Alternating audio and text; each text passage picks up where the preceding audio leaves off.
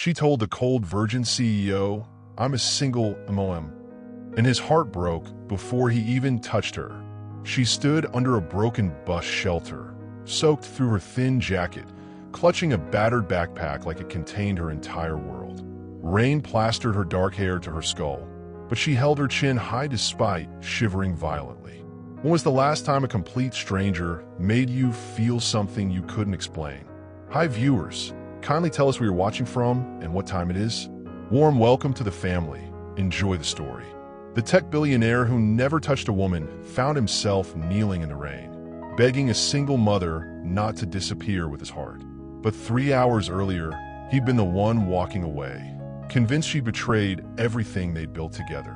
What he didn't know was that the child she protected wasn't just hers. It was the key to destroying his entire family's empire. Some men build walls so high they forget what warmth feels like. Until one storm changes everything.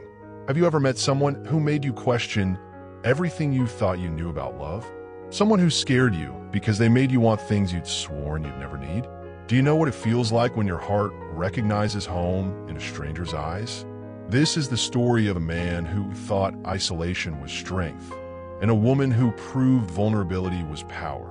When society tries to tear apart what your heart knows is right, how far would you go to protect it?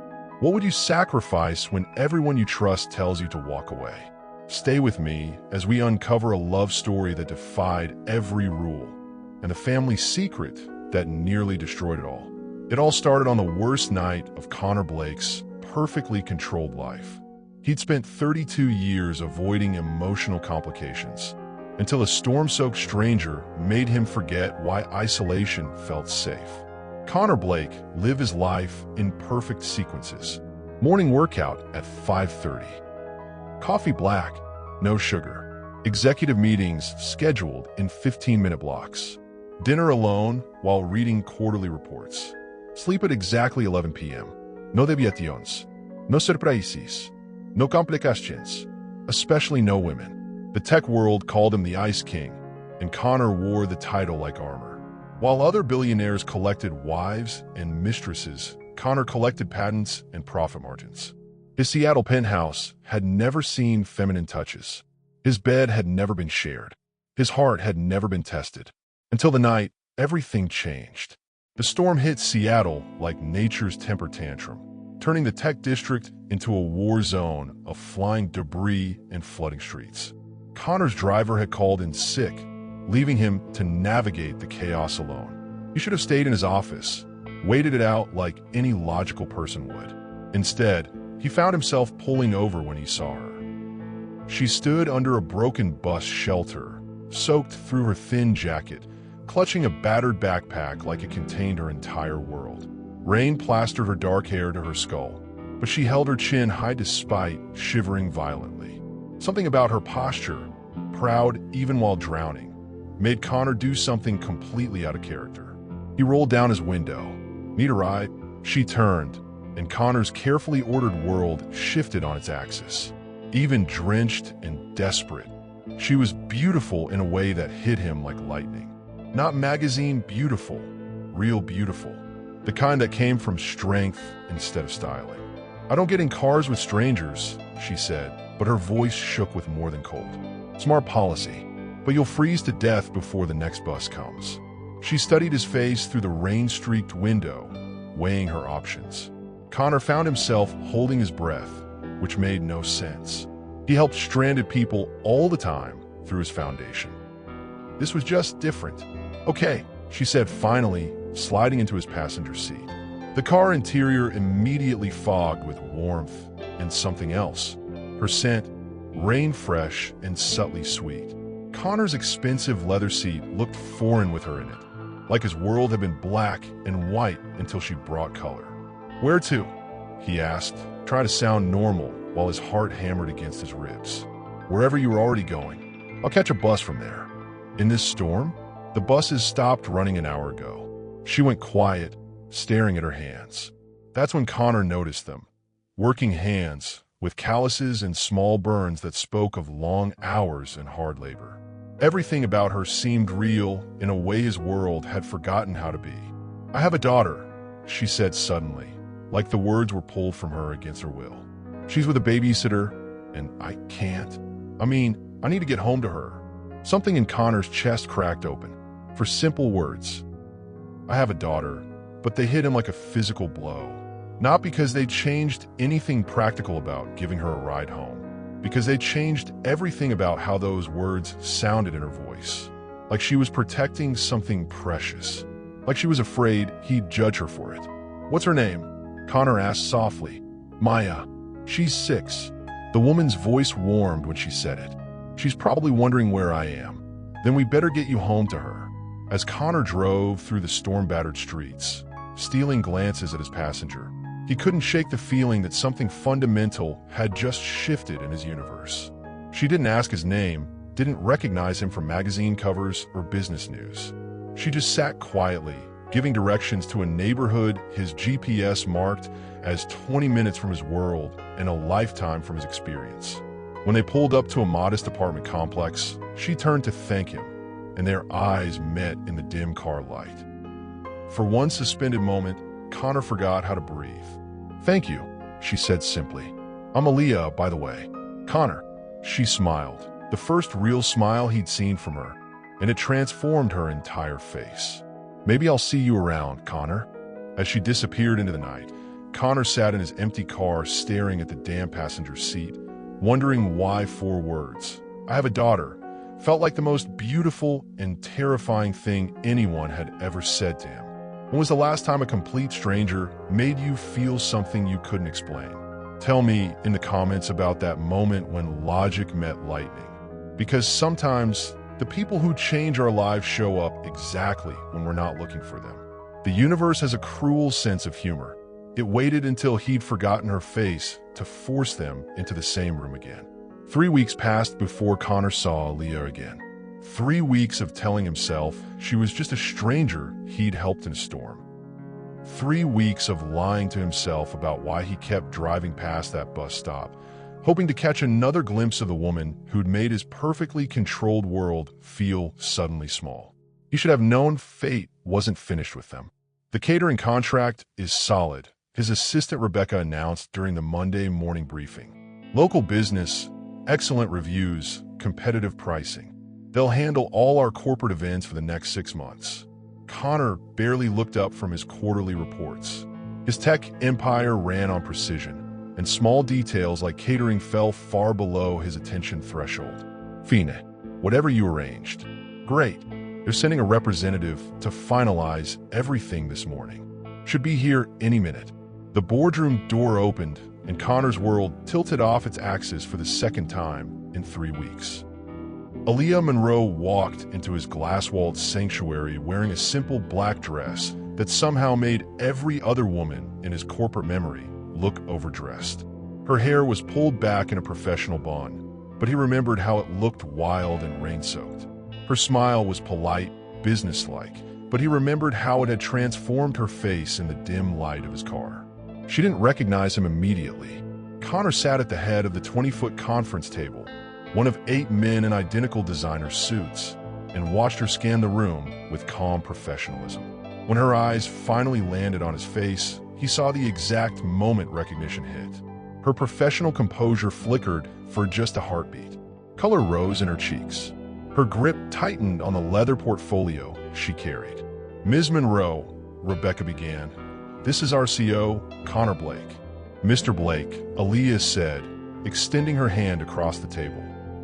Her voice was steady, but Connor caught the slight tremor when their fingers touched. Thank you for choosing Monroe's Catering for your corporate needs.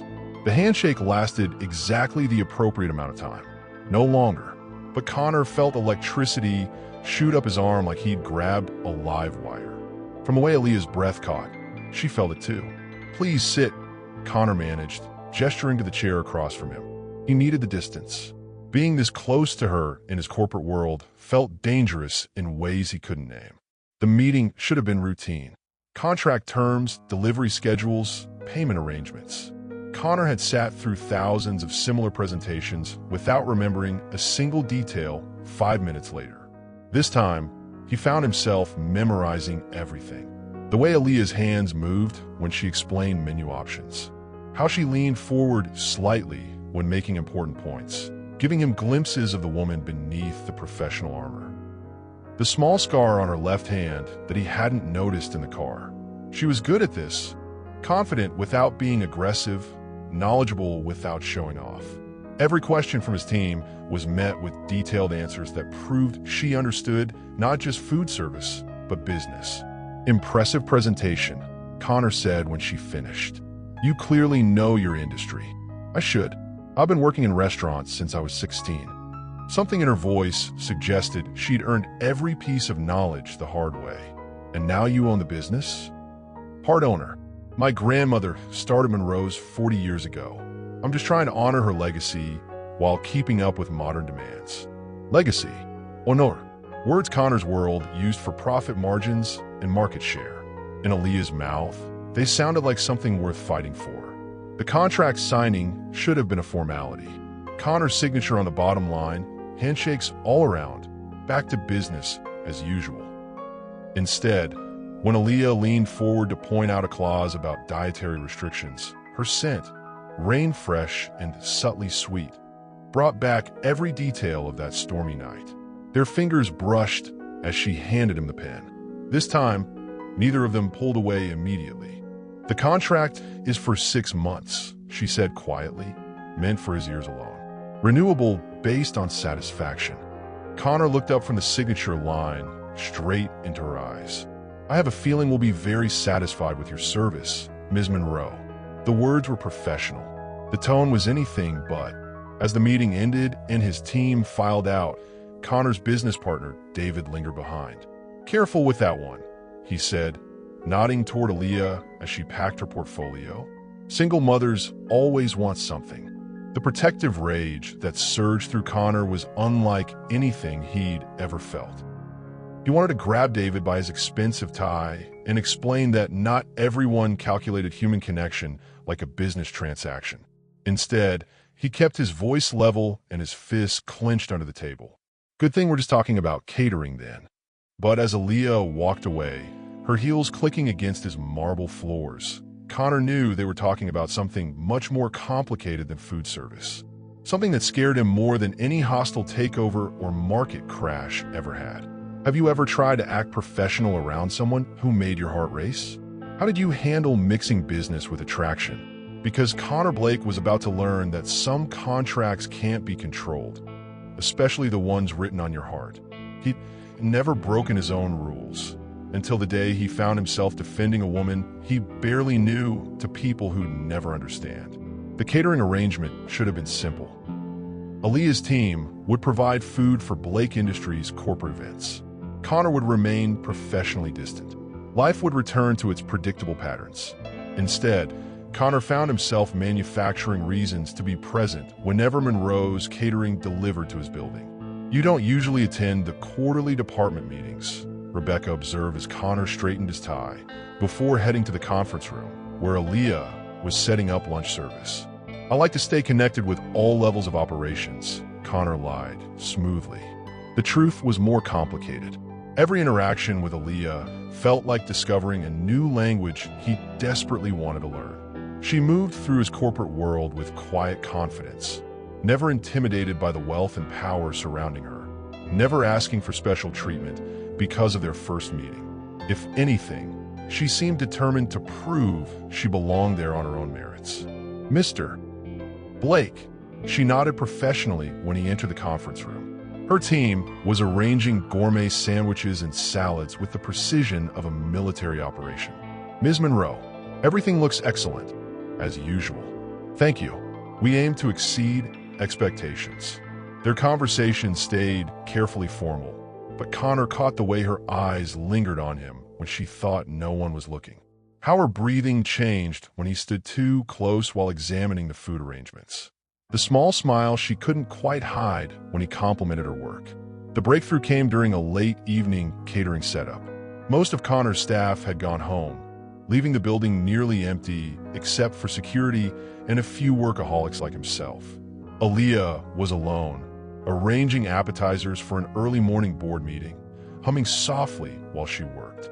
"Working late?" Connor asked from the doorway. She startled, then smiled when she saw him. Maya has a sleepover tonight, so I figured I'd get ahead of tomorrow's prep. Maya, the daughter he'd been thinking about for weeks without knowing why. How is she?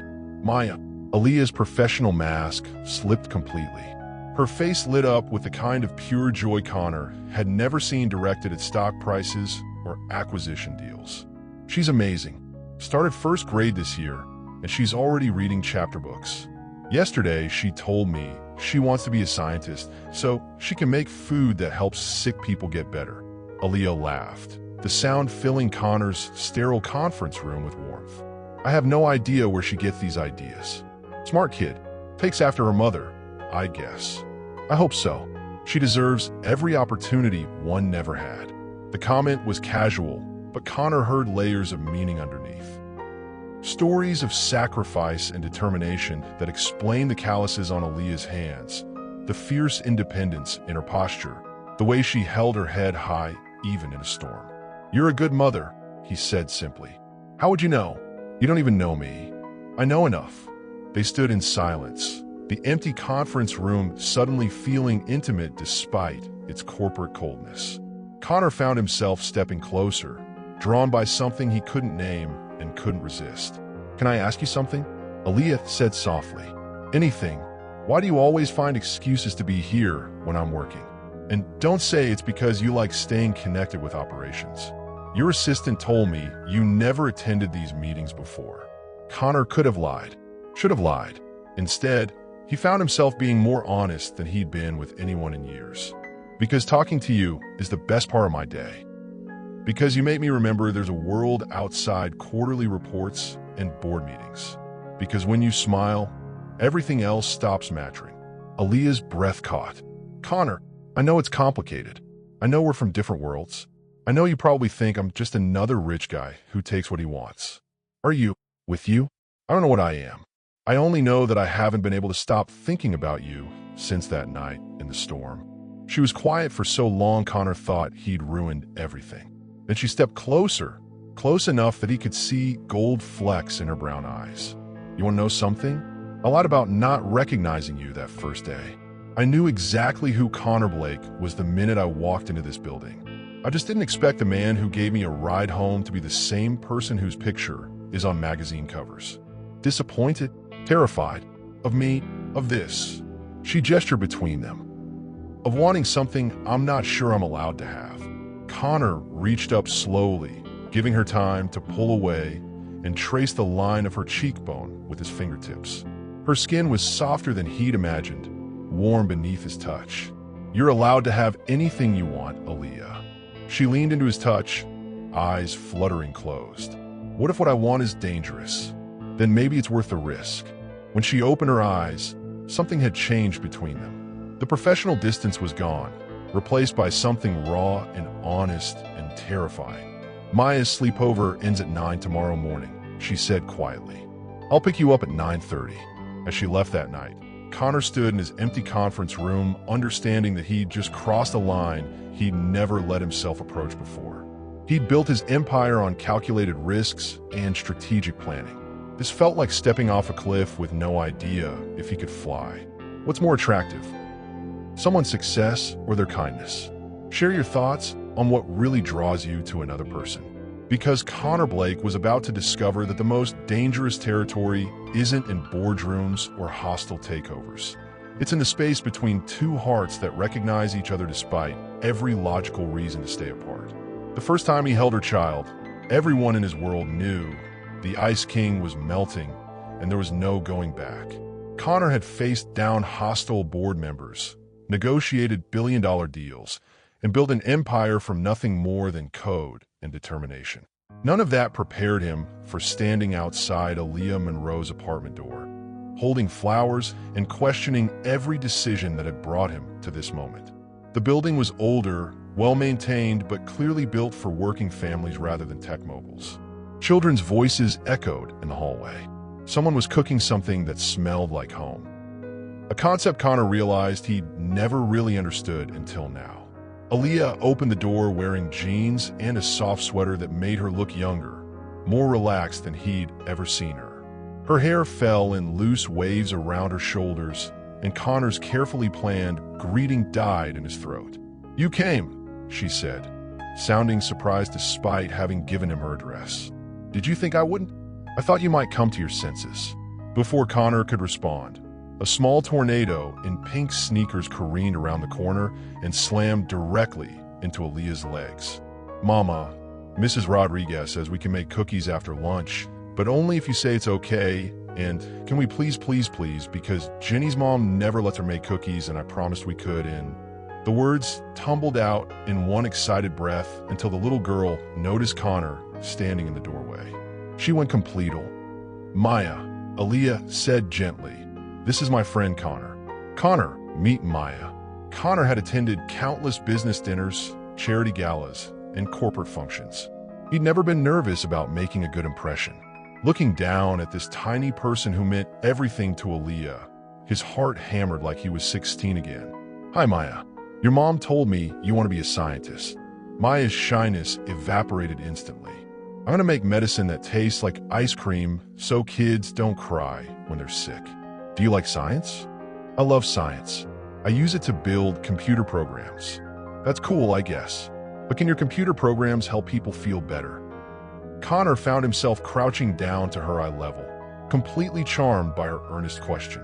"Well, some of them help doctors share information faster, so they can treat sick people better." "Really?" Maya's eyes went wide. "So you're like a scientist too?" "I never thought of it that way, but yeah, I guess I am." "Want to see my rock collection? I found this one piece that looks like a heart, and Mama says..." "Maya, honey, maybe let Connor get inside first." Aaliyah laughed, but Connor could see the tension in her shoulders. This mattered to her, how he reacted to her daughter, whether he saw Maya as an obligation or an opportunity. "Actually, I'd love to see your rock collection," Connor said, meaning it completely. The next hour transformed Connor's understanding of what home could feel like. Maya's rock collection led to a detailed explanation of her butterfly garden project, which led to her insisting on showing him every single drawing on the refrigerator. Aaliyah moved around the small kitchen preparing lunch, and Connor found himself helping without being asked, setting the table, opening juice boxes, listening to Maya's commentary on everything from her favorite teacher to why purple was definitely the best color. The apartment was small but filled with warmth. Connor's penthouse had never achieved despite its millions in furnishings. Family photos covered every surface. Maya's artwork was displayed with the pride of a gallery exhibition. Books were stacked everywhere. Children's stories mixed with Aaliyah's business texts and cookbooks with pages marked by frequent use. This was what love looked like when it was built instead of bought. "Connor, can you reach the good plates from the top shelf?" Aaliyah asked, and something about the casual domesticity of the request made Connor's chest tighten. He'd never been asked to help with something so simple, so normal. In his world, staff handled details like dishes and meal preparation. Here, he was just another pair of hands contributing to a family meal. "Maya, wash your hands, please," Aaliyah called as she carried a steaming casserole to the table. "Can Connor sit next to me? If he wants to." Connor wanted to. More than he'd wanted anything in a long time. Lunch was a revelation. Maya chattered about school and friends and plans for her upcoming birthday party. Aaliyah asked Connor about his work, listening with genuine interest as he tried to explain complex technology concepts in terms a 6-year-old could understand. When Maya spilled juice on Connor's expensive shirt, he laughed instead of flinching, helping her clean it up while assuring her it was no big deal. The moment that changed everything came after lunch, when Maya climbed into Connor's lap with a picture book and asked if he would read to her. "Maya, Connor might be too busy," Aaliyah started. "I'm not too busy," Connor said softly, adjusting his position so Maya could see the pictures. "What are we reading?" "It's about a dragon who doesn't know how to roar. He's really sad because all the other dragons think he's weird." As Connor read about the dragon who discovered that being different was actually his greatest strength, Maya settled against his chest with the trusting weight of a child who decided he was safe. Her small hand rested on his arm, and Connor understood with startling clarity that this was what he'd been missing his entire life. Not just success or achievement or recognition. This, the simple miracle of being needed by someone who had nothing to gain from him accept his presence. When the story ended, Maya looked up at him with serious eyes. "Connor, do you think the dragon was scared before he learned how to be brave?" "Yeah, sweetheart. I think he was very scared. But he did it anyway." "He did it anyway." Maya nodded solemnly, as if this confirmed something important. Then she smiled, the same transformative expression Connor had fallen for in her mother. "I like you. Are you going to come back?" Connor's eyes met Aaliyah's over Maya's head. He saw wonder there, and something that looked like hope. "If your mama says it's okay, I'd like that very much." As Maya fell asleep in Connor's arms during the second story, she whispered words that followed him into dreams he'd never dare to have. "Are you going to be my daddy?" Aaliyah's sharp intake of breath was nothing compared to the way Connor's heart stopped, because for the first time in his life, he wanted to say yes. When was the last time someone's simple trust left you speechless? How did you handle the moment when someone else's child looked at you and saw possibility instead of obligation? Share your stories in the comments, because Connor Blake just discovered that the most powerful force in the universe isn't money or influence. It's a 6-year-old who decides you're worth keeping. His family's weekly dinner turned into an interrogation the moment they learned about her. But their questions revealed more about them than they intended. The Blake family estate perched on Mercer Island like a monument to old Seattle money. All glass walls and architectural angles designed to impress rather than welcome. Connor had grown up in these perfectly manicured halls, but tonight they felt more like a courthouse than home. "You're bringing someone to dinner?" His mother Victoria's voice carried the particular tone she reserved for discussing Connor's rare social deviations. "How unexpected. Her name is Aaliyah. She owns a catering business." "How interesting." Victoria's smile could have frozen champagne. "And you met her through business?" Connor chose his words carefully. "Our paths crossed a few times. I'd like you to meet her." What he didn't say, Aaliyah had transformed his understanding of what life could feel like. That her daughter Maya had claimed a piece of his heart he didn't know existed. That for the first time in 32 years, Connor understood why people talked about building families instead of just building empires. His brother Marcus looked up from his phone with a lazy interest. He showed everything that wasn't directly profitable. "Please tell me you're not going through some midlife crisis thing. You're way too young for that. I'm bringing someone I care about to meet my family. That's what normal people do." "Since when do you want me normal?" Since he'd held a sleeping 6-year-old in his arms and felt more complete than any business achievement had ever made him feel. Since he'd watched Aaliyah move through her small kitchen and understood that home wasn't about square footage or marble countertops. "Just be nice to her, okay? She's important to me." The warning should have been unnecessary. The Blake family had built their fortune on old Seattle timber money, expanded it through strategic investments, and maintained it through calculated social connections. They knew how to be charming to people who mattered. They just hadn't decided yet if Aaliyah mattered. Connor's palms were sweating when he picked up Aaliyah and Maya that evening. He'd faced down board meetings and hostile takeovers without breaking composure. But introducing the woman he was falling for to his family felt like defusing a bomb blindfolded. "Are they going to like me?" Maya asked from the back seat, wearing her best dress and a serious expression that made Connor's heart clench. "They're going to love you, sweetheart. Just be yourself." "What if myself isn't good enough?" Aaliyah twisted around to face her daughter. "Maya, baby, yourself is perfect. If someone doesn't see that, that's their loss, not yours. But I want Connor's family to like us so we can keep him." The simple honesty of it hit Connor like a physical blow. Maya had already decided he belonged with them, had already made space for him in her 6-year-old vision of family. Now she was worried about proving worthy of keeping him. "You don't have to earn me, Maya," he said quietly. "I'm already yours if you want me." In the rearview mirror, he saw Aaliyah's sharp intake of breath, saw her hand fly to her throat like his words had stolen her air. When their eyes met in the mirror, he saw the same hope and terror he'd been carrying for weeks. The Blake estate looked like a museum compared to Aaliyah's warm apartment, all cold elegance and intimidating wealth. Maya pressed closer to Aaliyah as they walked to the front door, her usual chatter replaced by wide-eyed silence. "It's big," she whispered. "It's just a house, baby. Just walls and furniture. The people inside are what matter." Connor hoped that was true. Victoria Blake descended the marble staircase like she was making an entrance at the opera, perfectly dressed and perfectly composed. Her smile was warm enough to fool someone who didn't know her, but Connor caught the way her eyes assessed Aaliyah from head to toe, cataloging and calculating.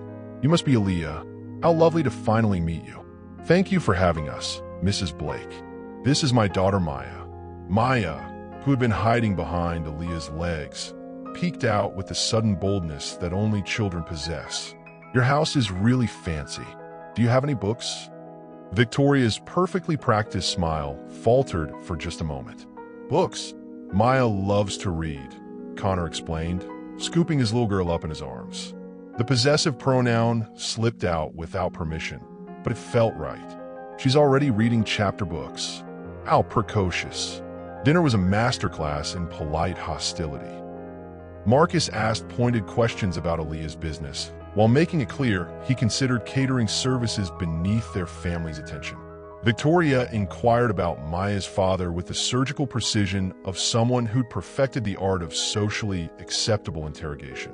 "It must be difficult, raising a child alone," Victoria said, cutting her salmon with unnecessary force. "I'm not alone," Aaliyah replied evenly. "Maya and I have each other. That's all the family we need." The barb was subtle but clear. They didn't need rescuing, didn't need validation from people who saw them as charity cases or social climbing opportunities. Connor watched Aaliyah handle his family's subtle attacks with grace that made him fall deeper in love and ashamed of the people who'd raised him. She answered every probing question without losing her composure, deflected every passive-aggressive comment with dignity intact. Maya, oblivious to the adult undercurrents, charmed everyone despite their best efforts to remain aloof. She complimented the food, asked thoughtful questions about the art on the walls, and told Victoria earnestly that she had really pretty earrings, but they look heavy. The breaking point came when Marcus, 3 drinks deep and apparently bored with subtlety, decided to cut straight to what he considered the heart of the matter. "So, Aaliyah, what's your long-term plan here? Because Connor's never brought anyone home before, and frankly, we're curious about your intentions." The question hung in the air like poisonous gas. Connor felt his jaw clench, his hands curl into fists under the white tablecloth. "Marcus," he started. "It's okay," Aaliyah said quietly, placing a gentle hand on Connor's arm. The touch was meant to calm him, but it only made him angrier that she had to endure this interrogation. "My intention," Aaliyah continued, looking Marcus straight in the eye, "is to raise my daughter to be kind, hardworking, and strong enough to recognize when people are trying to make her feel small. My intention is to build a business that serves my community and supports my family. And my intention is to never apologize for being exactly who I am." She stood gracefully, helping Maya down from her chair. "Thank you for dinner, Mrs. Blake. It was educational." "Where are you going?" Connor demanded, rising to follow them. "Home, where we know we're wanted." As Connor drove them back across the city, Maya chattering obliviously about the fancy dinner, while Aaliyah stared out the window in hurt silence, he understood that his family had just declared war on the first real happiness he'd ever known. The question was whether he had the courage to choose love over blood, future over past, the family he was building over the one that had made him. How do you handle family disapproval of someone you care about? When love conflicts with family loyalty, what's your choice?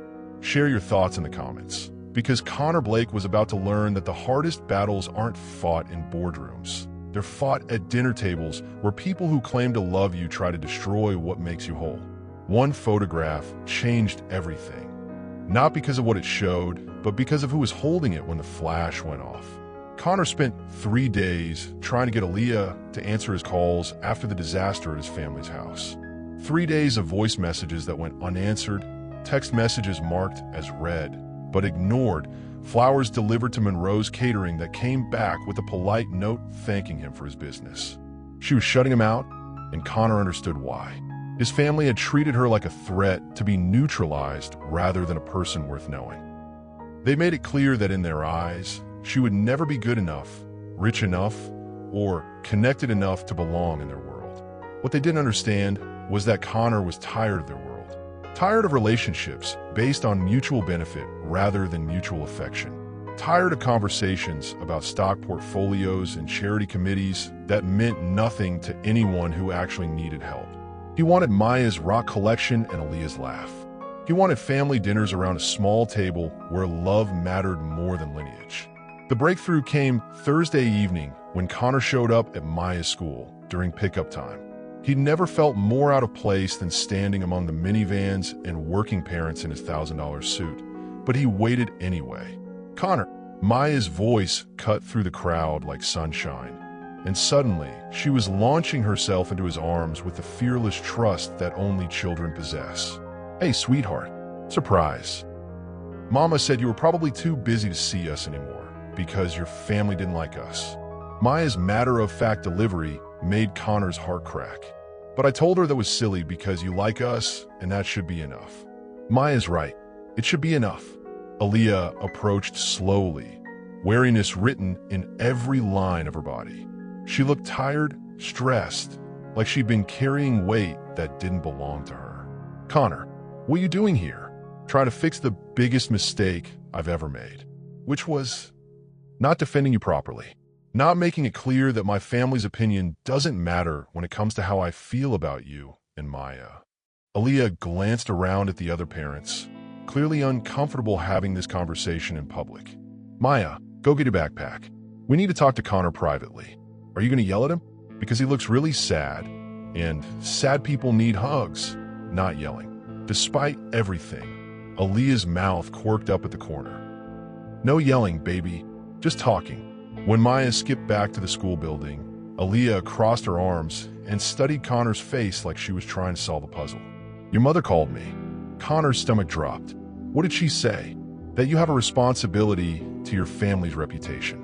That I seem like a nice enough girl, but I should understand that relationships across class lines rarely work out. That maybe it would be better for everyone, especially Maya, if we ended things before she got too attached." Rage bubbled up in Connor's chest, hot and immediate. She had no right. She was protecting her son. "I understand that. Do you? Because I don't. I don't understand how people who claim to love me can try to destroy the first real happiness I've found." Aaliyah's composure cracked slightly. "Real happiness? Connor, we've known each other for a few weeks. You've had dinner with my daughter twice. This isn't some fairy tale where love conquers all. Isn't it?" The question hung between them, heavy with possibility and fear. Connor stepped closer, close enough to see gold flecks in Aaliyah's brown eyes, close enough to catch her scent and remember exactly why his perfectly ordered life had felt empty until she walked into it. "Tell me you don't feel this," he said quietly. "Tell me I'm imagining the way you look at me, the way you light up when I walk into a room. Tell me Maya asking if I'm going to be her daddy doesn't make your heart race the same way it makes mine stop. Connor, tell me, and I'll walk away. I'll transfer your catering contract to someone else so you never have to see me again. But if you can't tell me that, if there's any part of you that wants to see where this leads, then give us a chance." Aaliyah was quiet for so long Connor thought she was searching for the words to let him down gently. Then she stepped closer, close enough that her hand could rest against his chest, right over his hammering heart. "I'm scared," she whispered, "of me, of wanting something I'm not sure I deserve, of letting Maya get attached to someone who might decide we're not worth the trouble, of believing in fairy tales when I've spent my whole life learning they don't come true for people like me." Connor cupped her face in his hands, thumbs tracing the elegant line of her cheekbones. "People like you? Single mothers from the wrong side of town. Women who work with their hands instead of inheriting trust funds. Girls who had babies too young and dreams too small. You want to know what I see when I look at you?" Connor's voice dropped to barely more than a whisper. "I see someone who built a business from scratch while raising a brilliant, kind, amazing little girl. I see hands that create instead of just taking. I see strength that money can't buy and grace that finishing schools can't teach." Tears gathered in Aaliyah's eyes. "Pretty words don't change reality. Then let me show you instead of telling you." The kiss happened like gravity, Inevitable, necessary, perfect. Aaliyah melted against him with a soft sound that made Connor forget they were standing in a school parking lot surrounded by other parents. She tasted like possibility and promises, like everything he'd been missing without knowing he was searching for it. When they broke apart, both breathing hard, Connor rested his forehead against hers. "Give us a chance, Aaliyah. Let me prove that this is real." "Okay," she whispered. "But Connor, if you hurt my daughter, I'd hurt myself first." They might have stood there forever, lost in each other's eyes and the weight of new promises, if Maya hadn't come barreling back with her backpack and enough excited chatter to power half of Seattle. "Are you guys done talking? Because I'm hungry and Connor promised to take me for ice cream last time, and I think today would be perfect for ice cream. Don't you think, Mama?" "I never promised ice cream," Connor laughed, swinging Maya up into his arms. "You did with your eyes. Grown-ups always promise things with their eyes." As they walked toward Connor's car, Maya's hand in his and Aaliyah's fingers intertwined with his other hand, Connor felt something settle in his chest that he'd never experienced before. Peace. Rightness. The sense that after 32 years of searching for success, he'd finally found something worth building a life around. The camera flash went off just as he was helping Maya into her booster seat, Aaliyah laughing at something their daughter had said. In that moment, they looked exactly like what they were becoming, a family. Connor didn't see the photographer crouched behind the SUV 3 spaces away. Didn't notice the telephoto lens or the satisfied smile of someone who just captured exactly what they'd been paid to find. By tomorrow morning, that photograph would be front-page news across Seattle. By afternoon, it would be trending on social media with hashtags that would make Aaliyah's worst fears about public judgment look optimistic. But tonight, as they shared ice cream and Maya told elaborate stories about her day, Connor thought he'd never been happier. Sometimes the best moments happen right before everything changes forever. When was the last time one perfect moment made you forget about everything else?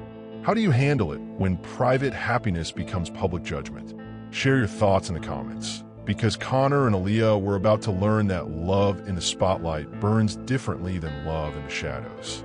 The world decided who she was before asking what she wanted. But Connor was about to learn that defending love means declaring war on everyone else's opinions.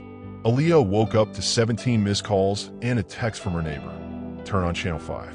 Now, the photograph filled the morning news screen in high-definition betrayal. Connor lifting Maya into his car, both of them laughing while Aaliyah looked on with obvious adoration. The image should have been beautiful, a moment of pure family joy frozen in time. Instead, the caption read, "Tech billionaire's mystery woman. Single mother strikes gold?" Aaliyah's hands shook as she reached for the remote, turning up the volume on her own destruction.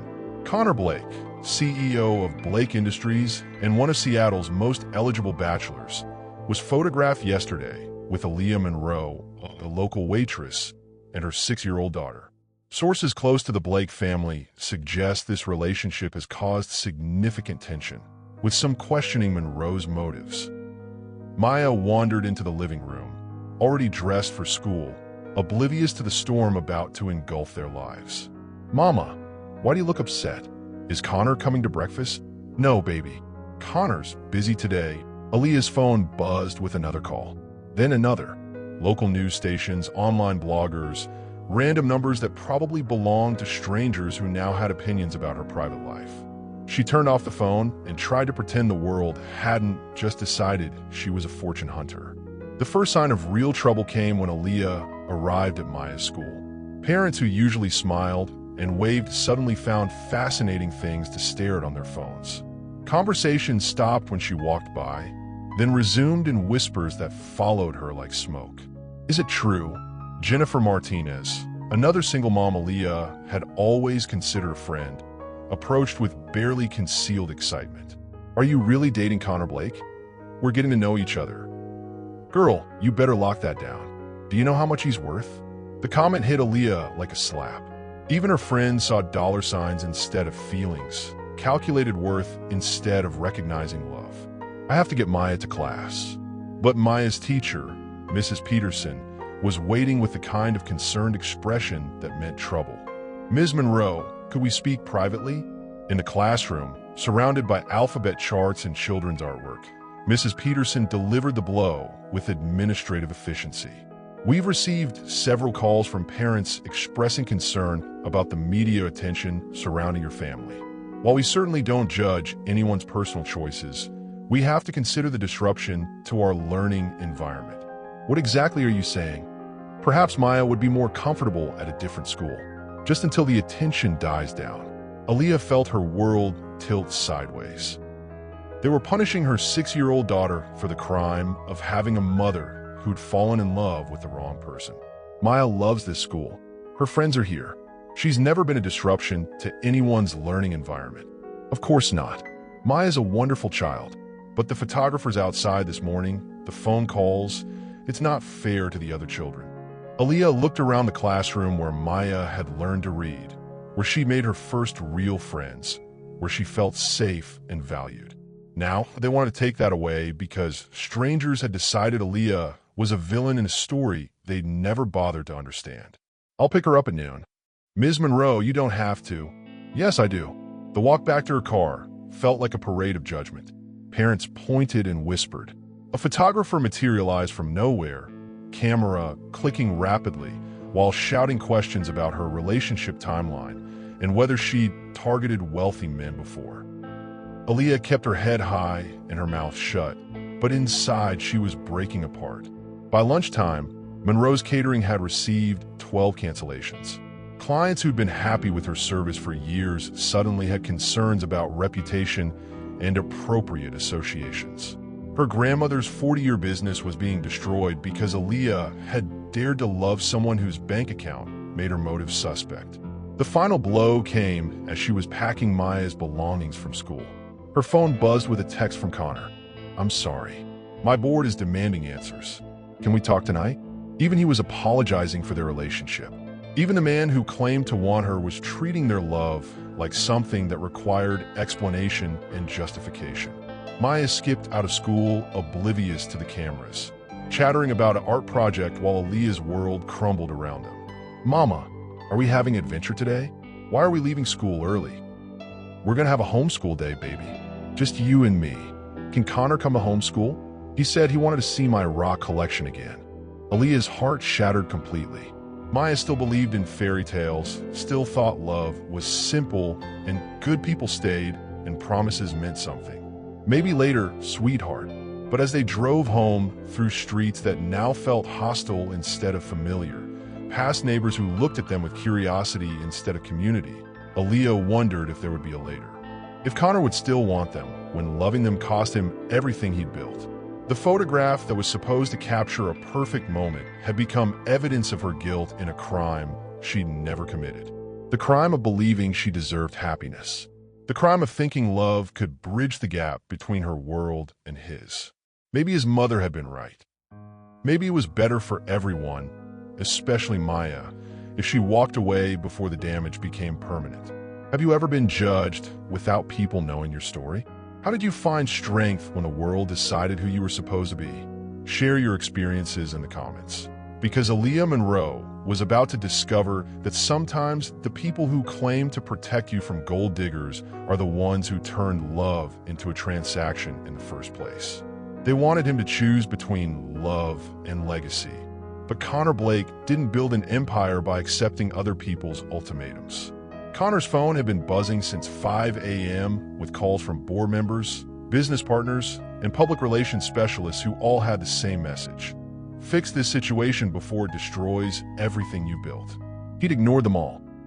But walking into the emergency board meeting his assistant had scheduled without his permission, Connor knew the conversation he'd been avoiding was about to happen whether he wanted it or not. The Blake Industries boardroom felt different when it was filled with adversaries instead of allies.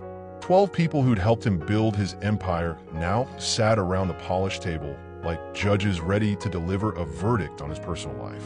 "Connor, thank you for joining us." David Richardson, his oldest business partner, didn't stand when Connor entered. "Bad sign. Did I have a choice? You called an emergency meeting about my private life. Your private life became public when you decided to parade around with that woman and her child for photographers. Connor's jaw clenched. Her name is Aaliyah, and we weren't parading for anyone. Someone violated our privacy.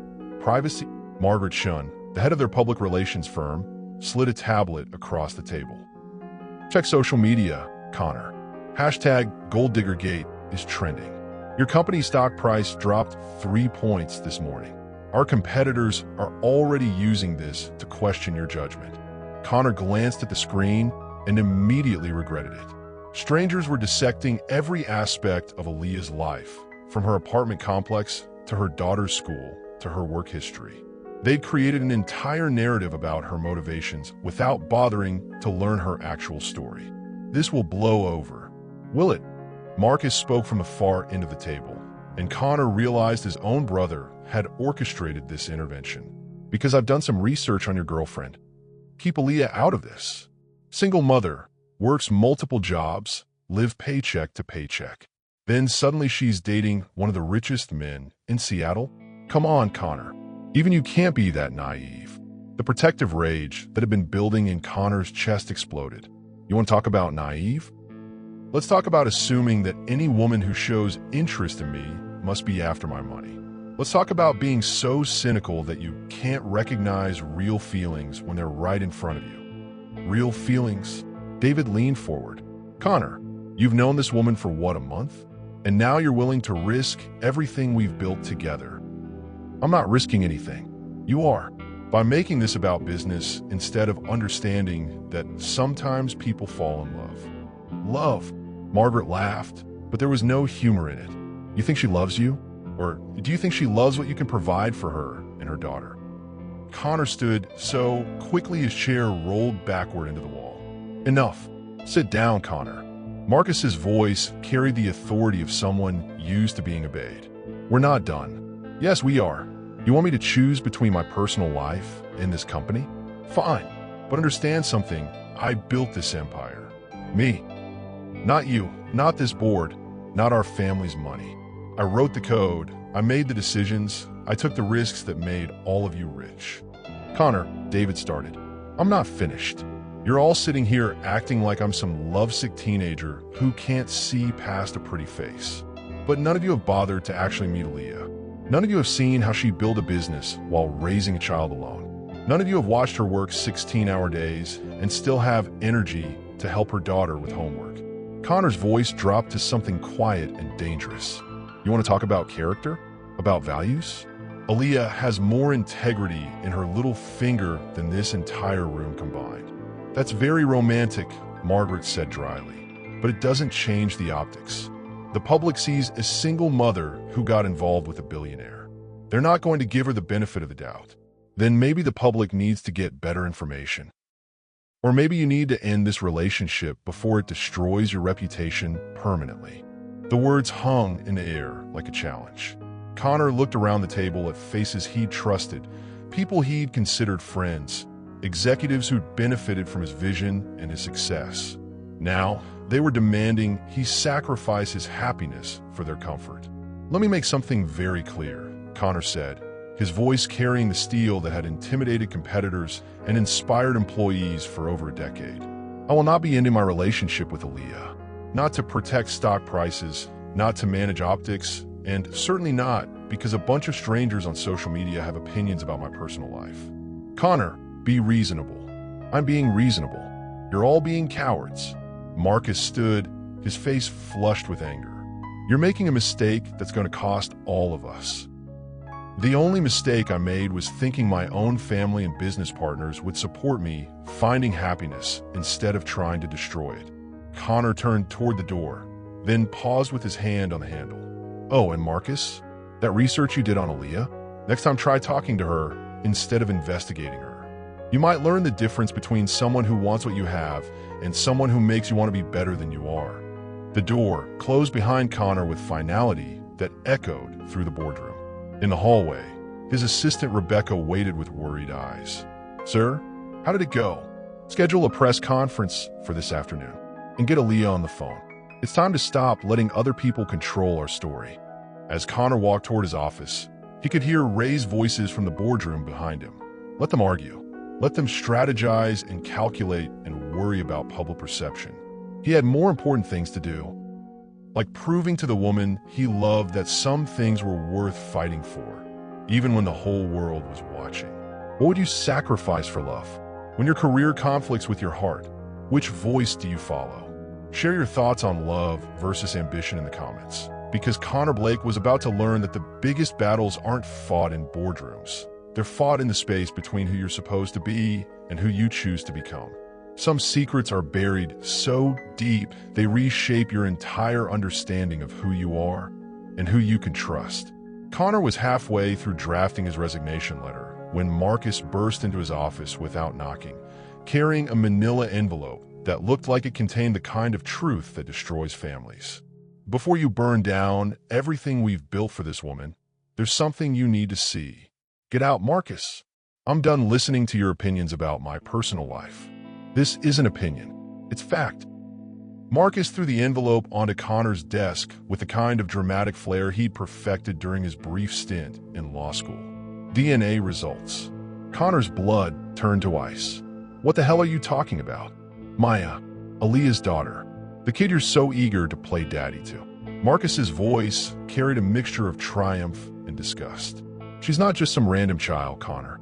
She's our half-sister. The words didn't make sense. Connor stared at the envelope like it might explode, afraid to touch it, but unable to look away. That's impossible.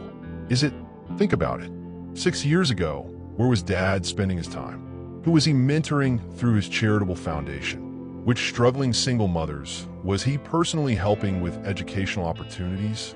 Images flashed through Connor's mind like a horrible slideshow. His father's frequent business trips, the young women he'd sponsored through his scholarship programs, the way Connor Sr. always insisted on handling certain charitable cases personally. Dad wouldn't did, multiple times apparently. But this time, he left more than just a broken heart behind. Connor finally grabbed the envelope, hands shaking as he pulled out the laboratory report. The scientific language was cold and clinical, but the conclusion was devastatingly clear. Maya Monroe was a genetic match to the Blake family line. How did you get her DNA? Elementary school fundraiser last month. Bake sale. Maya knocked over a juice box, cut her finger on the broken glass. I was there with the Henderson's kid, saw the whole thing. Collected the bloody napkin when no one was looking. Connor stared at his brother in horror. You've been planning this. I've been protecting this family. Same thing I'm doing now. By violating a child's privacy, by stalking them, by preventing you from making the biggest mistake of your life. Don't you see what this means? Aaliyah isn't some innocent single mother who happened to catch your eye. She's been playing a long game. She knew exactly who you were, knew about the family connection. She's been using Maya to get close to you. The envelope slipped from Connor's numb fingers. DNA evidence scattering across his desk like pieces of a puzzle that finally revealed the complete picture. Or did it? Connor thought about that first night in the storm. How surprised Aaliyah had seemed when he'd stopped to help her. Her genuine shock when she'd walked into his boardroom. The way she tried to keep things professional despite the obvious attraction between them. She didn't know, he said quietly. Of course she knew. Women like that always know. They research their targets, Connor. They find out who has money, who has influence, who might be susceptible to a sad story and a pretty face. Women like what, Marcus? Single mothers? Working class people? Anyone who doesn't come from old Seattle money like us. Don't make this about class warfare. This is about protecting yourself from someone who saw you coming a mile away. Connor stood slowly, pieces of information rearranging themselves in his mind like a kaleidoscope finding new patterns. If she knew, why hasn't she asked for anything? Why hasn't she mentioned Dad at all? Why would she let me think Maya was just her daughter instead of using the connection to secure child support? Marcus faltered for just a moment. Maybe she's playing a longer game than we thought. Or maybe she's been protecting Dad's reputation this whole time. Maybe she's been raising his daughter alone because she didn't want to destroy his marriage or his legacy. Connor, don't be naive. I'm not being naive. I'm being logical. Connor moved around his desk, advancing on his brother with the kind of controlled fury that had made him legendary in hostile negotiations. You want to talk about research? I've been watching Aaliyah for weeks. I've seen how she interacts with Maya, how she talks about her daughter's father. She never speaks badly about him, never explains why he's not in the picture. She just says he's not available because she's setting you up, because she's protecting him. She's been protecting our father for 6 years, raising his child without asking for anything in return. And now you want me to believe she's some kind of criminal mastermind who orchestrated meeting me in a storm? Marcus opened his mouth to argue, but Connor cut him off. Get out of my office. And Marcus? If you ever violate Maya's privacy again, if you ever collect her DNA or investigate her or treat her like anything other than a 6-year-old child who deserves respect, I'll destroy you, brother or no brother. Connor, you're making a mistake. The only mistake I made was not seeing this sooner. Not understanding why Aaliyah looked so sad sometimes when she talked about Maya's father. Not realizing she's been carrying the weight of Dad's choices along with everything else. After Marcus left, Connor sat alone in his office, staring at the DNA results that had changed everything and nothing all at once. Maya was his half-sister. The child he'd been falling in love with as a potential daughter was actually his family in a way he never expected. But Aaliyah had been protecting them all. Protecting Maya from the knowledge that her father had abandoned her. Protecting Connor's family from scandal. Protecting herself from being seen as exactly what people were now calling her, a woman who trapped a wealthy man. Connor reached for his phone, then stopped. This conversation couldn't happen over the phone.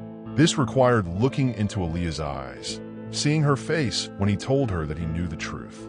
All of it, including the part where it didn't change how he felt about either of them. How do you handle discovering that your family's foundation is built on lies?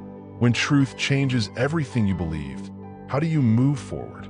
Share your thoughts in the comments. Because Connor Blake was about to learn that sometimes the people who protect you from scandal are the ones carrying its weight in silence. She'd carried the weight of a family secret for 6 years, not for money or revenge, but for something more powerful, a mother's love. Connor sat in Aaliyah's small living room, the DNA results crumpled in his fist. Maya slept peacefully in the next room, completely unaware that her entire world had just shifted. The clinical words on that paper confirmed what Marcus had suspected. Maya was his half-sister. Tell me everything, Connor said quietly. His voice wasn't angry anymore. It was hollow, empty, like someone had reached inside his chest and pulled out everything he thought he knew about his family. Aaliyah wrapped her arms around herself, sitting on the edge of her worn couch. She looked smaller somehow, like confessing the truth had physically drained her. Your father came to the restaurant where I worked in Atlanta. This was 7 years ago. I was 19, working double shifts to pay for community college. Her voice was steady, but Connor could see her hands trembling. He was charming, powerful, made me feel special in a way nobody ever had. Connor's jaw tightened, but he stayed quiet. It lasted 3 months. He'd fly down every few weeks, always staying in expensive hotels, always promising he'd leave his wife, always saying I was different. She laughed, but there was no humor in it. I was stupid enough to believe him. You weren't stupid, Connor said firmly. He was a predator. Aaliyah looked at him with surprise, as if she'd expected judgment instead of understanding. When I found out I was pregnant, I called him. His assistant answered, said Mr. Blake was in a board meeting and couldn't be disturbed. I left message after message. Finally, his lawyer called me back. She paused, swallowing hard. He offered me $50,000 to disappear. Said if I ever contacted your family again, they'd make sure I never saw my child again. The rage that surged through Connor was unlike anything he'd ever felt. His father hadn't just abandoned Aaliyah, he'd threatened her. Threatened Maya. I took the money, she continued, her voice barely above a whisper. Not because I wanted it, but because I was scared. I was 20 years old, pregnant, and completely alone. I used it to move here, to start over. Why didn't you ever try to contact us again? When Maya got older, when you needed help with medical bills or school fees. Aaliyah met his eyes directly. Because I made a promise to myself the day she was born. I would never let anyone use her as a weapon or a bargaining chip. Not your father, not the media, not anyone. She deserved better than being someone's dirty little secret. Connor felt something crack open in his chest. This woman had protected his family's reputation for 6 years, not out of greed or fear, but out of love for a child who deserved better than the Blake family had given her. When you walked into my life, Aaliyah continued, I should have told you immediately. But Maya had started asking about her father, and you were so kind to her. I got scared that if you knew the truth, you'd either run away or try to take her from me out of some sense of family obligation. I would never take her from you, Connor said, moving closer to her on the couch. Never. I know that now. But 3 months ago, you were just this rich, powerful man who could destroy my life with a phone call, just like your father did. Connor reached for her hands, holding them gently in his. They were cold, shaking slightly. My father destroyed his own life the day he walked away from you and Maya. Don't you see? You gave him the greatest gift a man can receive, a child, and he threw it away. That's his loss, his failure, not yours. Tears started falling down Aaliyah's cheeks. She looks just like him sometimes. Same eyes, same stubborn chin. Every day, I see his face in hers, but none of his coldness. She's pure light, Connor. Pure joy. She gets that from you, Connor said, wiping away her tears with his thumb. Every beautiful thing about Maya comes from you. They sat in silence for a moment, processing everything that had been said. Then Connor asked the question that had been burning in his mind. When you realized I was his son, why didn't you tell me then? Because by then, I was already falling in love with you. And I couldn't stand the thought of you looking at Maya and seeing your father's mistake instead of the miracle she really is. Connor pulled her into his arms, holding her close against his chest. He could feel her heart beating fast, could smell the vanilla scent of her hair. She's not his mistake, he whispered against the top of her head. She's the reason I found you. She's the reason our family exists. The word family hung in the air between them, heavy with promise and possibility. What happens now? Aaliyah asked, her voice muffled against his shirt. Connor pulled back to look at her face, cupping her cheeks in his hands. Now we protect her together. Now we build the family she deserves. Now we prove that love is stronger than blood, and choice is more powerful than biology. And your father? Connor's expression hardened slightly. My father made his choice 7 years ago. Now he gets to live with the consequences. As if summoned by their conversation, Maya's sleepy voice drifted from her bedroom. Mama? Connor? Can someone give me water? They looked at each other and smiled. The first real smile they'd shared since the DNA results arrived. Because in that moment, they both realized that this little girl calling for both of them was exactly what family was supposed to sound like. Are you ready to see what happens when a man chooses love over legacy, and a woman learns that some secrets are meant to be shared? Let me know in the comments if you've ever had to choose between protecting someone and telling the truth. He was raised to believe blood made family, until he learned that choosing to love someone's child makes you a father. The next morning, Connor stood outside the Blake family estate, staring up at the imposing Georgian columns that had intimidated him as a child. Today, they just looked like expensive decoration on a house built with dirty money. He'd left Aaliyah and Maya sleeping peacefully in her apartment, promising to return before dinner with answers. The DNA results were tucked in his jacket pocket, but he didn't need scientific proof of what he already knew in his heart. His father was in his study, same as every Sunday morning for the past 30 years. Connor didn't knock. We need to talk, Connor said, closing the heavy oak door behind him. Connor Blake Sr. looked up from his newspaper with the same cold expression Connor had inherited but never fully mastered. If this is about your little girlfriend again, I thought we settled that matter. Her name is Aaliyah, and she's not my girlfriend anymore. Connor pulled out the DNA results, dropping them on the mahogany desk. She's my fiancée. Maya is my daughter, and you're going to fix the mess you created 7 years ago. His father's face went pale as he scanned the document. For the first time in Connor's life, the old man looked genuinely shaken. This changes nothing, his father said finally, but his voice lacked its usual authority. "That woman trapped you, just like she tried to trap me."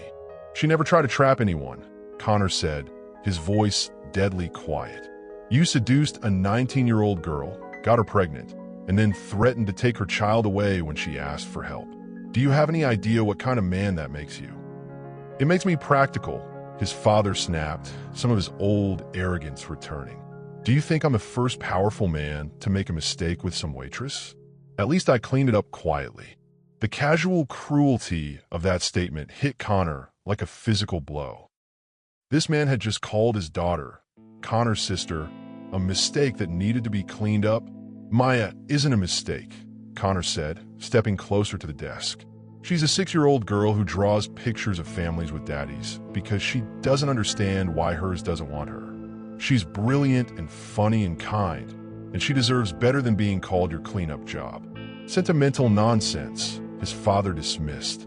"Children are expensive complications. I saved you from making the same error I did. The only error here is thinking you can destroy people's lives without consequences." Connor pulled out his phone, opening the voice recording app he'd started when he walked in. His father's eyes widened as he realized their entire conversation had been captured. "Here's how this is going to work," Connor continued. "You're going to transfer $2 million into an education trust fund for Maya.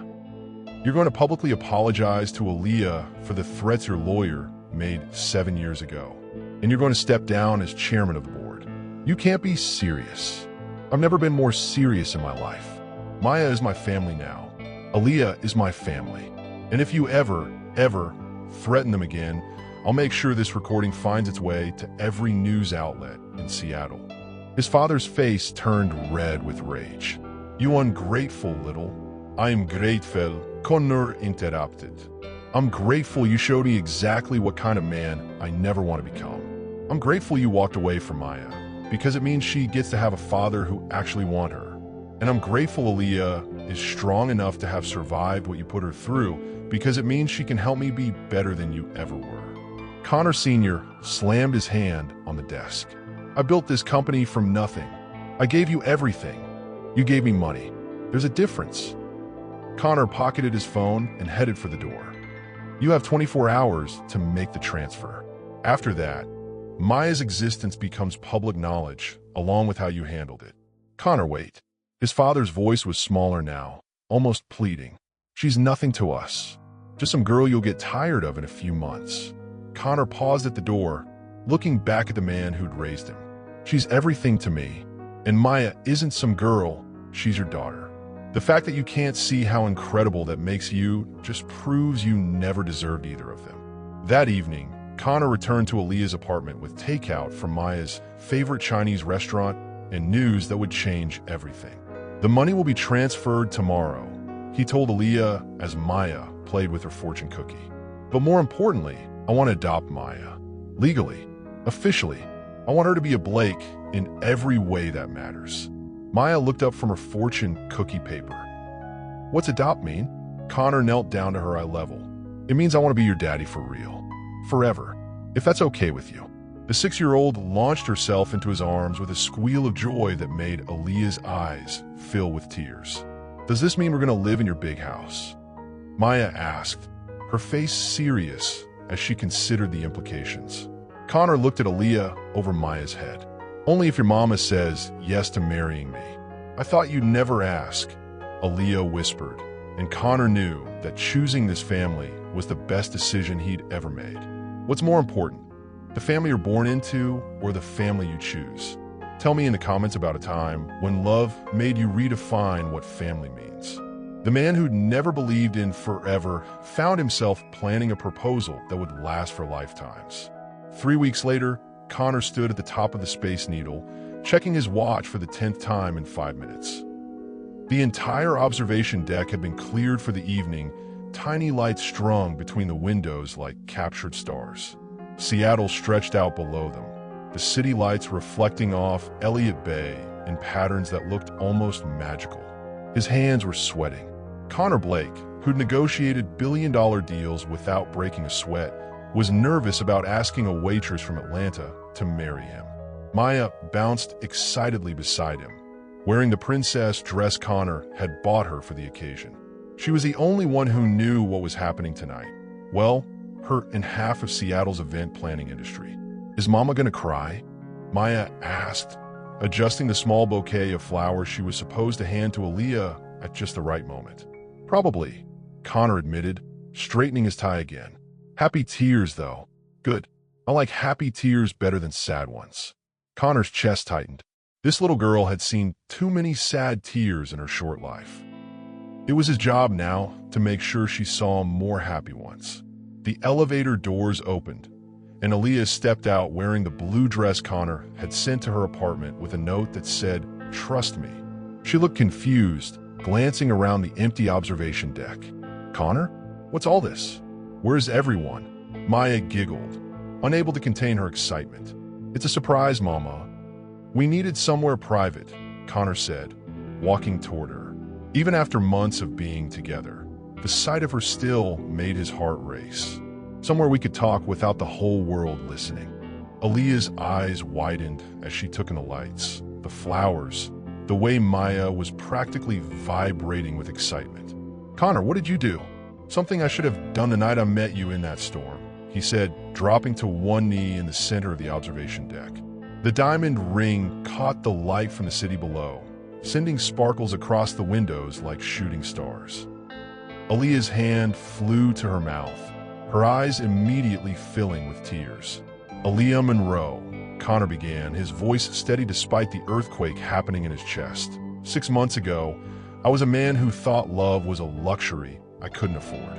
I built walls so high I couldn't remember what warmth felt like. Then you walked into my life, soaking wet and scared, with a little girl who needed protecting and a heart big enough to heal things I didn't even know were broken. Maya stepped forward, holding out the bouquet exactly like they practiced. These are for you, Mama. Aaliyah took the flowers with shaking hands, never taking her eyes off Connor. You taught me that strength isn't about standing alone. It's about having the courage to let someone stand beside you. You show me that family isn't about blood or money or perfect reputations. It's about choosing to love someone every single day, even when the world tells you it's impossible. Connor's voice grew stronger, more certain. Maya, you changed my life the moment you asked if I was going to be your daddy. Because in that instant, I realized I didn't just want to love your mother. I wanted to protect both of you, to build something beautiful with you, to be the man you both deserve. He opened the ring box, and the diamonds seemed to capture every light in Seattle. Aaliyah, will you marry me? Will you let me spend the rest of my life proving that love really can conquer everything, including stubborn billionaires who don't know how to express their feelings? Maya bounced on her toes. Say yes, Mama. Say yes. Aaliyah was crying openly now, happy tears streaming down her face as she looked down at the man who'd changed everything. Yes, she whispered, then louder, yes. Of course, yes. Connor slipped the ring on her finger, then stood and pulled her into his arms, spinning her around as Maya cheered and the city of Seattle sparkled below them like it was celebrating too. When he finally set her down, Aaliyah cupped his face in her hands. I can't believe you did all this. Believe it, he said, kissing her softly, because this is just the beginning. We're going to have the most beautiful life together. All three of us, Maya asked, inserting herself between them like she had every right to be there. All three of us, Connor confirmed, lifting her up so she was sandwiched between her parents. Forever and always. As they stood there, holding each other 40 floors above the city where they'd found love, Connor realized he'd finally learned the difference between having everything and having what mattered. The ring on Aaliyah's finger caught the light one more time, and Maya clapped her hands with pure joy. We're going to be a real family. We already are, Connor said, and meant every word. But even in that perfect moment, none of them noticed the photographer with the telephoto lens on the building across the street, capturing every intimate detail of their private celebration. Have you ever witnessed a proposal that made you believe in true love? What makes a proposal special? The romance or the promise? Share your thoughts on what makes love worth fighting for. The hardest battles aren't fought in boardrooms. They're fought in the dark corners where family secrets hide and blood money flows. The envelope arrived at Connor's office 3 days after their engagement photos appeared in Seattle magazine. No return address, just his name typed on expensive stationery that looked eerily familiar. Inside were photographs, dozens of them. Connor and Aaliyah at the Space Needle. Maya hugging him after the proposal. Intimate moments that should have been private, captured by someone who'd been watching them for weeks. But it was the note attached that made Connor's blood run cold. Congratulations on your engagement. Maya looks so happy with her new daddy. It would be a shame if the world learned the truth about her real father before the wedding. Some secrets are worth millions to keep buried. We'll be in touch. Asterisk. Connor's hands shook as he flipped through the photos. Someone had been stalking his family, watching Maya, violating their privacy in the most disgusting way possible. His office door burst open without a knock. Marcus stood there, looking panicked. Connor, we need to talk. Now, if this is about the engagement, it's about the photographs, Marcus interrupted, closing the door behind him. Someone's been following you for weeks. Professional surveillance equipment, expensive cameras. This isn't some paparazzi looking for gossip money. Connor held up the envelope. I know, they want millions to keep quiet about Maya's paternity. Marcus's face went pale. There's something else. Something I should have told you weeks ago. He sat down heavily in the chair across from Connor's desk. The night Maya was conceived wasn't random. Dad didn't just meet Aaliyah by accident. What are you talking about? I was there, Connor. In Atlanta. Dad had me following some business leads, and I saw him with her. But it wasn't casual dating. He was hunting her. The words hit Connor like a punch to the gut. Hunting. She was working her way through college, completely innocent. Dad found out she was smart, beautiful, and vulnerable. He pursued her deliberately, methodically, like she was a business acquisition. Connor felt sick. Why didn't you tell me this before? Because I was a coward. Because I was 25 years old and terrified of standing up to him. Because I thought if I kept quiet, it would just disappear. Marcus's voice cracked, but it didn't disappear. It created Maya. And now someone's using our family's crimes against the woman you love. Connor stood up, pacing behind his desk. Who would have access to this information? Who else knew about Dad and Aaliyah? His lawyer, his assistant from back then. Maybe some of the private investigators he used to clean up his other messes. Marcus paused, looking uncomfortable. Connor, there's something else.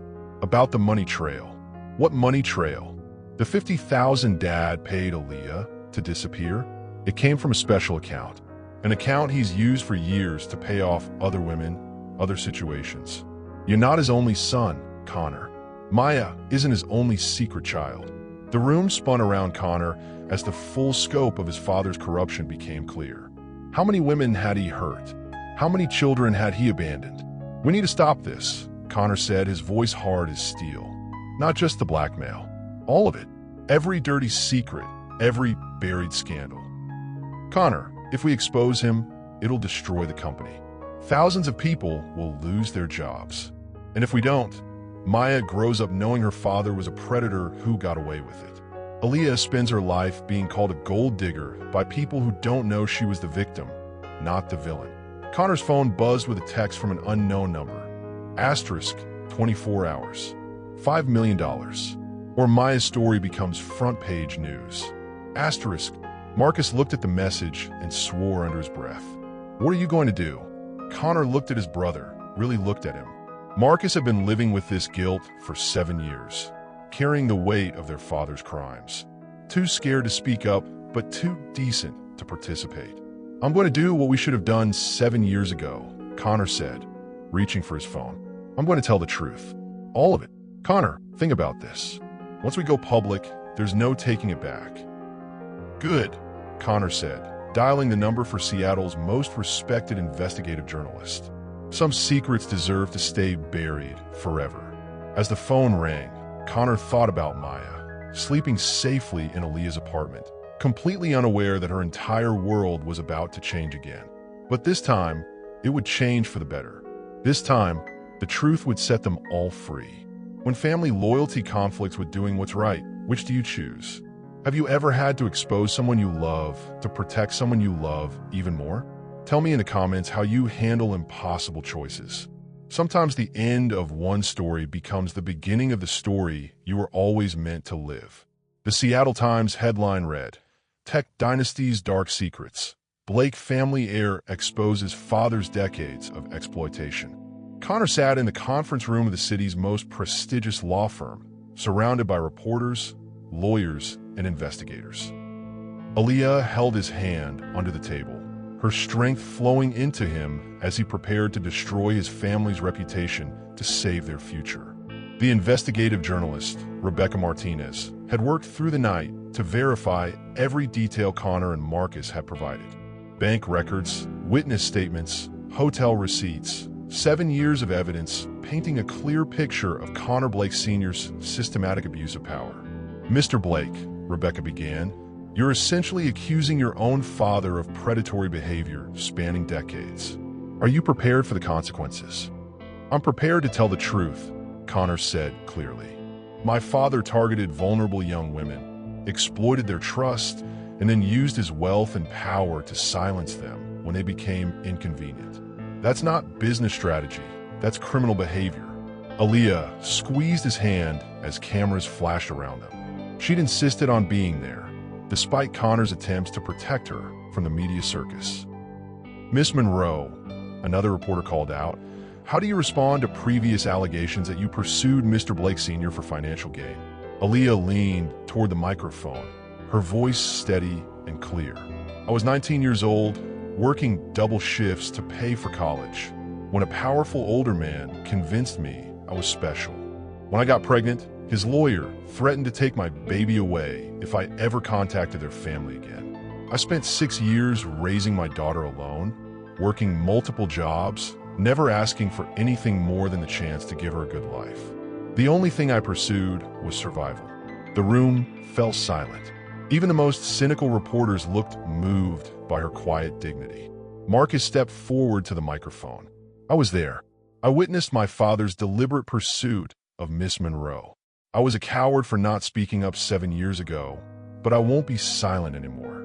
My family owes debts that can only be paid with truth." The questions came rapid fire for another hour. Details about the blackmail attempt, the private investigators, the other women who'd been paid to keep quiet over the years. Connor answered every question with the same unflinching honesty, never once trying to minimize his father's actions or excuse his family's complicity. Finally, Rebecca asked the question everyone was wondering. "Mr. Blake, your father built an empire worth billions. You're destroying that legacy to protect one woman and her child. Why?" Connor looked at Aaliyah, then back at the cameras. "Because Maya isn't one child, she's my daughter now. Aaliyah isn't one woman, she's going to be my wife. And legacy isn't about how much money you leave behind. It's about whether the people who come after you can be proud of the choices you made." The press conference ended with Connor's announcement that he was restructuring Blake Industries with new ethical oversight, victim compensation funds, and a commitment to transparency that would prevent future abuses. That evening, they sat in Aaliyah's apartment while Maya colored at the kitchen table, blissfully unaware of the media storm swirling around them. "No regrets?" Aaliyah asked quietly. "Only that it took me so long to find the courage," Connor replied, pulling her close on the couch. His phone buzzed with a text from his father's lawyer. Asterisk, Connor Blake Sr. has agreed to all terms of the settlement. Full restitution to be paid to all affected parties. He will not be contesting the adoption papers. Asterisk, Connor showed Aaliyah the message. "It's over. Really over." Maya looked up from her coloring book. "Daddy Connor, why are there so many cars outside with cameras?" "Because sometimes grown-ups have to tell hard truths to make things better," Connor explained. "But it's all going to be okay now." "Good," Maya said, returning to her coloring. "Can we have ice cream for dinner to celebrate?" Connor and Aaliyah laughed. The first genuine laughter they'd shared in weeks. "I think that sounds perfect," Aaliyah said, as they sat around the small kitchen table eating ice cream and listening to Maya chatter about her day at school. Connor realized something profound. This was what winning actually looked like. Not corporate takeovers or stock prices, but the sound of his daughters giggling and the warmth of his fiancée's hand in his. The headlines would fade. The scandal would become old news. But this family they fought so hard to protect would last forever. 3 months later, the adoption papers were finalized. Maya Blake hugged her new birth certificate and asked if she could call Connor daddy officially now. "You always could," he told her. "Family isn't about paperwork. It's about love." But paperwork, Connor had learned, sure helped make love official. When you finally overcome the obstacles keeping you from happiness, how do you celebrate? What does victory feel like when you fought for love instead of money? Share your thoughts on what makes winning worthwhile. The man who once believed love was weakness discovered that choosing love every single day was the strongest thing he'd ever done. 2 years later, Connor stood in the bridal suite of the Four Seasons, adjusting his bow tie for the 3rd time. Outside the window, Elliott Bay sparkled in the afternoon sunshine, and the Olympic Mountains provided a perfect backdrop for the wedding he'd dreamed about since that night at the Space Needle. Marcus knocked and entered, carrying 2 cups of coffee and wearing the biggest smile Connor had seen from him in years. "Nervous?" Marcus asked, handing Connor a cup. Terrified, Connor admitted, "What if I mess this up? What if I can't be the husband she deserves?" "Connor, you've spent 2 years proving you're exactly the husband she deserves, and the father Maya deserves. Stop overthinking it." Through the window, Connor could see wedding guests arriving on the hotel's waterfront terrace. Business associates mixed with Aaliyah's family from Atlanta, Maya's friends from school ran around in their fancy clothes, and reporters kept a respectful distance behind the security ropes. The past 2 years had transformed everything. Blake Industries was now a model for corporate responsibility, with Marcus as CEO and Connor focusing on philanthropic ventures. The Victim Compensation Fund had helped dozens of women rebuild their lives. Connor Sr. had quietly moved to a retirement community in Arizona, his reputation destroyed, but his freedom intact. Connor had decided that justice didn't require destroying a broken old man. But the best transformation was the simplest one. Connor had learned how to be happy. A knock on the door interrupted his thoughts. "Daddy Connor?" Maya's voice called through the wood. "Can I come in?" She entered wearing her flower girl dress, pale pink tulle that made her look like a princess. At 8 years old, Maya was confident, funny, and completely secure in her place as Connor's daughter. "You look beautiful, sweetheart," Connor said, kneeling down to her level. "Mama looks more beautiful," Maya said seriously. "She's in her room, crying happy tears, and Grandma Rose is trying to fix her makeup." Connor smiled. Aaliyah's mother had flown in from Atlanta, and despite initial concerns about her daughter marrying a white billionaire, Rose Monroe had been won over by Connor's devotion to Maya and his obvious love for Aaliyah. "Are you ready to walk down the aisle?" Connor asked Maya. "Yep, I practiced 1,000,000 times. Slow steps, smile at everyone, don't drop the flowers." She paused, looking suddenly serious. "Daddy Connor, after today, will anything change?" Connor's heart clenched. Even after 2 years of security, Maya is still worried about people leaving. "The only thing that changes," Connor said carefully, "is that Mama and I will have matching rings. And maybe we'll finally move into the big house like we've been planning. But I'll still be your daddy, and Mama will still be your mama, and we'll still be a family." Okay. Maya brightened. "Can I tell you a secret?" "Always." She leaned close to his ear. "Mama's having a baby. She told me this morning, but said it's a surprise for you." Connor's world tilted. "She's what? Having a baby?" Maya giggled. "You're gonna be a daddy again. Are you surprised?" Connor was too shocked to speak. "A baby." He and Aaliyah were having a baby. Marcus cleared his throat. "I hate to interrupt this moment, but it's time. They're ready for you downstairs." The ceremony was perfect. Maya walked down the aisle, scattering rose petals with serious concentration. Aaliyah appeared on her mother's arm, looking radiant in a simple white dress that somehow made her more beautiful than Connor had ever seen her. As they exchanged vows on the terrace overlooking the water, Connor couldn't stop staring at her face, searching for signs of the secret Maya had shared. When Aaliyah promised to love him through all the changes life brings us, she touched her stomach so briefly that only Connor noticed. After they were pronounced husband and wife, After the kiss that sealed their commitment, after the applause died down, Connor pulled Aaliyah close. Maya told me, he whispered in her ear. Aaliyah's eyes widened. She wasn't supposed to tell you until tonight. Are you happy? Connor asked, his hand moving to cover hers on her still flat stomach. Are you? She countered. I've never been happier about anything in my entire life, he said, spinning her around as their wedding guests cheered. Later that evening, as they danced to their first song as husband and wife, Aaliyah asked, "What are you thinking about?" Connor looked around at their reception. Maya dancing with Marcus, Rose Monroe laughing with his mother, friends and family celebrating together under string lights that turned the Seattle waterfront into something magical. I'm thinking about how I used to believe that needing people made you weak, he said. Now I know that loving people, really loving them, with everything you have, is the strongest thing you can do, even when it's messy and complicated and the world doesn't understand. Especially then, Connor said, pulling her closer as their song continued. Because love isn't about finding someone perfect. It's about finding someone worth fighting for, worth changing for, worth becoming better for. Maya appeared beside them, tugging on Connor's jacket. Can I dance too? Connor lifted her up, balancing her on his hip while keeping one arm around his wife.